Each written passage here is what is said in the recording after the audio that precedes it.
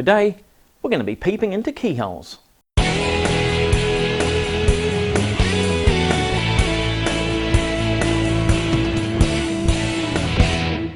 Hello fellow CNCnutz and welcome. Today we're talking about keyholes. Keyholes are really good for hanging projects on the wall. When I made my round to it, I put a keyhole in the back here to mount it to the wall. All I have to do is put a screw in the wall and simply hang it on it. Likewise, my YouTube play button. I simply put a keyhole in the back and it makes life so much easier. But keyholes aren't only for hanging things on the wall. This slot in this board was made using a keyhole cutter, and by a strange coincidence it's exactly the right size to hold an 8mm bolt. In actual fact, this is part of my router table, not this one, the one I have over here, and it's used for a sliding fence, and I lock this in place once I've got it set correctly. So keyhole cutters have got a couple of really good uses. Now keyhole cutters are special. They're not the same as usual router cutters. This one here is sort of an L-shaped thing and has two cutting blades on it. We have one here, which is a larger diameter hole it makes, and then we have one here. Likewise, I have this one here, which I use for doing the keyholes on those first two projects I showed you. Now the other thing is, keyhole paths are special.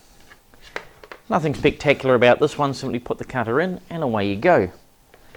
But on a project like this here, the toolpath is very specific. First the cutter has to plunge into the material, it then moves forward a set amount, it then has to back out, staying at the same level, and finally retract out of the material. Now there's two easy ways of doing this. The first is in VCarve Pro. VCarve Pro has gadgets. And the second, I'll show you after we look at the first. So here is the Google Play button I made last week. Here I'll put a circle where I want my keyhole to start cutting. I come over here to Gadgets and go to Keyhole Toolpath. That brings up this screen here. First thing I need to select is my Keyhole Orientation. In my case, I want it to go from the bottom here in an upward direction, so bottom to top. You can see there are three other orientations that I can select. Next, I need to enter my depth of slot. That's how far the cutter will plunge into the material before it starts moving to cut the slot. In this case, I've chosen 11/30 seconds because the cutter can only cut a maximum of 3/8 deep. Next, I need to put in the length of the slot. In this case, I've gone for 3/8. Now those are the two critical items you need to get right. The rest of them is simply to make it look pretty. In this case, the entry hole is 3/8 in diameter and the slot diameter is 5/16. That's basically so when it draws it here, it will look correct on the project. I also need to give the layer a name, and I'm going to call it Keyhole Preview. So next I'm going to go to Select here, and I need to select a cutter. Now I can select any cutter I like, but I've made one called Keyhole 3/8. The critical item here is to put in your spindle speed, your feed rate, and your plunge rate. And that's basically why we need to define a cutter. I'll go OK, and I need to give the toolpath a name. I'm going to call it Keyhole. and go OK. If I come over here to toolpaths, you'll see that a toolpath has now been created with the name of Keyhole. And over here you can see that a keyhole has been drawn. When I save the file, it will output a toolpath to cut the keyhole. Now, despite it being so simple to do in VCarve Pro using the gadget tool, there's a couple of problems with that. First, not everybody has VCarve Pro, and second, most of the time the keyhole is actually on the other side.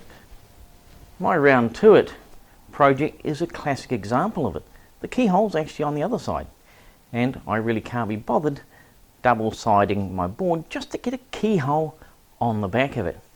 There has to be an easier way, and thankfully there is. I've got made up 4 separate G-code files specifically for doing keyholes.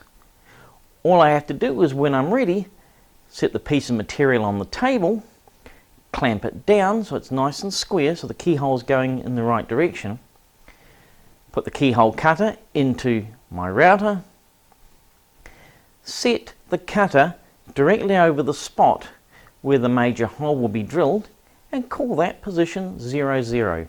Take the cutter down to the surface of the material, call that Z0, and run the file. It'll simply plunge the cutter in, forward, back, and out again. Now there's 4 separate files because you may want a keyhole that goes up, left, right, or down, depending on how you have your work orientated. But it's as simple as that. I can use that one file to do every keyhole on every project I want. I'm going to put that particular file on my website so you can download and use it on your own projects.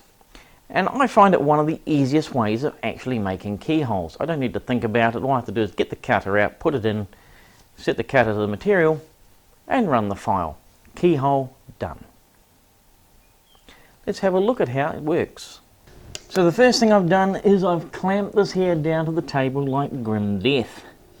It has to be held really firmly. There's a lot of force when a keyhole cutter like this here pushes through the material. It'll want to push this out of the way.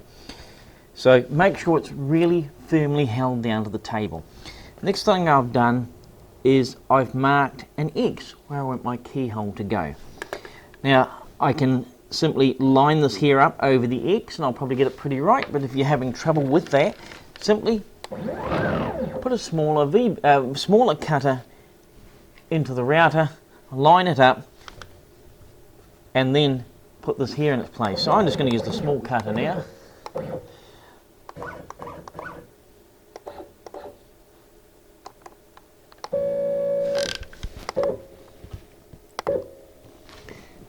And certainly a lot easier to see where it's going to go with the smaller cutter. Now that I know where that is, I'm going to come over to my PC and just going to set that as being X and Y0. I can now lift the cutter out of the way and change it to the key slot cutter.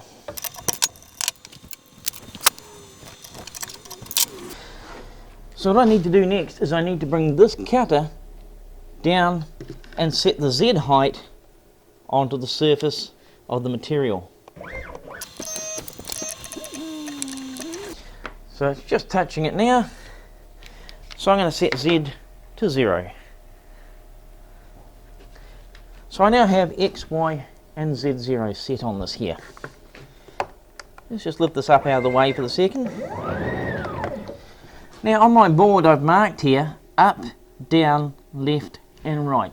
Depending on what direction you want your keyhole to go, in my case I want it to go in that direction, I'm going to use the up file. If I want it to come back towards me, I'll use the down. If I want it to go to my left, I'll use the left file. And if I want it to go to the right, I'll use the right file. So I'm just going to load the appropriate file into my software here. We can now bring the cutter in to roughly over the X and run the file.